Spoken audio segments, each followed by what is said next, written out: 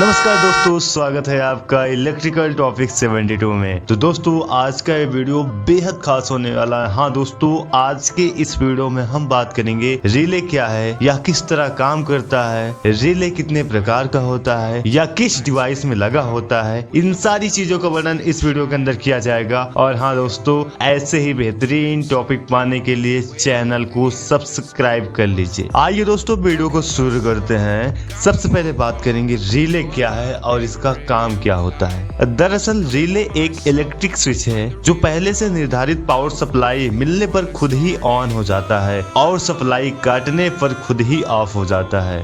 दरअसल रिले एक electrical switch है जो पहले से निर्धारित पावर सप्लाई मिलने पर खुद ही ऑन हो जाता है और सप्लाई कटने पर खुद ही ऑफ हो जाता है। जिस तरह से हम अपने घर के स्विच को ऑन करते हैं तो घर का बल्ब जल जाता है और जब स्विच को ऑफ करते हैं तो बल्ब फिर से बंद हो जाता है। ठीक उसी तरह से एक रिले भी स्विच का ही काम करता है। इन दोनों में फर्क सिर्फ इतना है कि घर के स्विच को हम खुद हाथ से ऑन ऑफ करते हैं, लेकिन यही काम रिले उचित वोल्ट की सप्लाई मिलने के बाद ऑटोमेटिक कर देता है। आइए दोस्तों अब बात करते हैं रिले का यूज किन किन इलेक्ट्रिकल डिवाइस में किया जाता है। दरअसल रिले का इस्तेमाल ऑटोमेटिक टाइप के उपकरणों में किया जाता है। इन उपकरणों के अच्छे उदाहरण स्टेबलाइजर हैं, यूपीएस हैं, इन्वर्टर हैं इत्यादि। बिना रिले के इन उपकरणों का कोई महत्व नहीं रह जाता, क्योंकि ये सभी ऑटोमेटिक डिवाइस होते हैं और इनके किट समय समय पर खुद ही उचित काम करने के लिए अपने कनेक्शन परिपथ को बदलते रहते हैं, जो कि रिले की सहायता से संभव हो पाता है। यहाँ ध्यान देने वाली बात यह है कि हमने कहा कि रिले लगभग हर ऑटोमेटिक उपकरणों में इस्तेमाल किया जाता है। इसका मतलब ये है कि कुछ ऐसे भी ऑटोमेटिक डिवाइस हो सकते हैं जिसमें इसका यूज नहीं होता है। इसका एक सबसे बेस्ट एग्जांपल आपको देते हैं, जैसे इलेक्ट्रिकल आयरन। इलेक्ट्रिकल आयरन के ऑटोमेटिक पार्ट में रिले का इस्तेमाल नहीं किया जाता। क्यों नहीं किया जाता, आइए दोस्तों समझते हैं। आयरन के ऑटोमेटिक पार्ट में लोहा और पारा के कुछ छोटे छोटे पट्टियों को इस तरह से एडजस्ट किया हुआ होता है कि जब भी आयरन पहले से सेट किए हुए इतना गर्म होता है तब उसके कॉइल का कनेक्शन खुद ही मेन सप्लाई से कट जाता है और आयरन गर्म होना बंद हो जाता है। इसलिए इसमें रिले का उपयोग नहीं किया जाता। आइए दोस्तों अब बात करते हैं रिले में कितने पार्ट्स लगे होते हैं और इनका काम क्या होता है। सबसे पहले बात करेंगे, दरअसल रिले में सिर्फ 3 ही पार्ट्स होते हैं। Number 1 coil. कॉइल का क्या काम होता है आइए समझते हैं।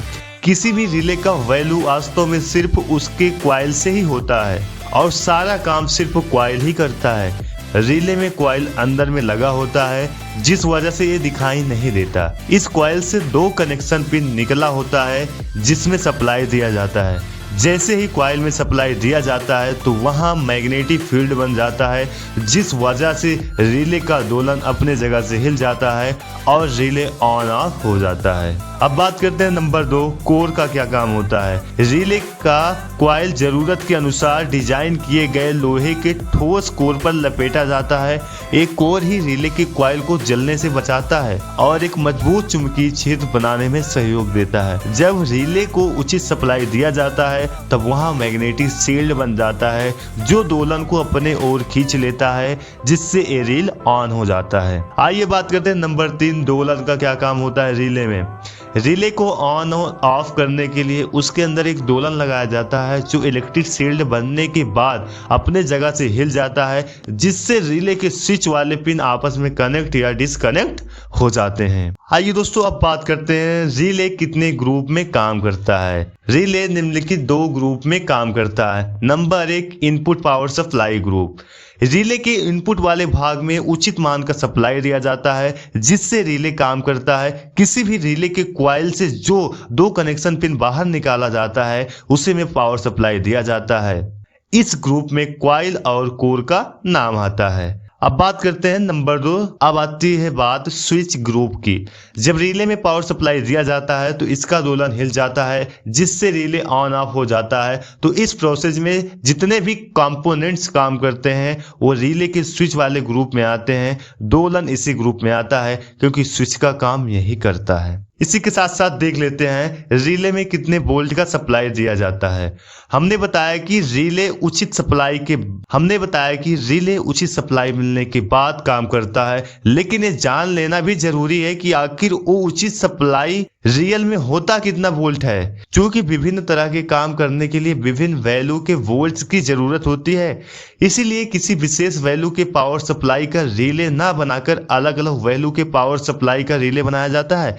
यदि आप अपना कोई कस्टम प्रोजेक्ट तैयार कर रहे हैं तो आप अपने जरूरत के अनुसार वोल्ट या रिले खरीद सकते हैं, लेकिन यदि किसी सर्किट में पहले से लगे हुए रिले की बात की जाए तो उन रिले के इनपुट पावर सहित बाकी के सभी डिटेल भी खुद उन्हीं पर लिखे हुए होते हैं। यदि आपको थोड़ा सा भी अनुभव हो जाए तो आप खुद ही सभी रिले की अलग अलग पहचान कर सकते हैं। हालांकि ज्यादातर सर्किट में 12 वोल्ट के रिले का इस्तेमाल किया जाता है, जो आपको उसी रिले पर साफ अक्षरों में लिखा हुआ मिल पाएगा। आइए दोस्तों अब बात करते हैं रिले कितने प्रकार का होता है। दरअसल रिले विभिन्न प्रकार का होता है, जैसे नंबर 1 हो गया पासिंग करंट, नंबर 2 हो गया 1 वे रिले, नंबर 3 हो गया 2 वे रिले, नंबर 4 हो गया 2 poles on way relay, number 5 हो गया 2 पोल 2 वे रिले। आशा करते दोस्तों आज आपको ये आर्टिकल समझ में आया होगा कि रिले क्या है, रिले का काम क्या होता है या कितने प्रकार का होता है, इसमें कितने वोल्ट की सप्लाई दी जाती है। अगर आज आपको यह फैक्ट अच्छा लगा है तो प्लीज चैनल को लाइक शेयर एंड सब्सक्राइब जरूर कीजिएगा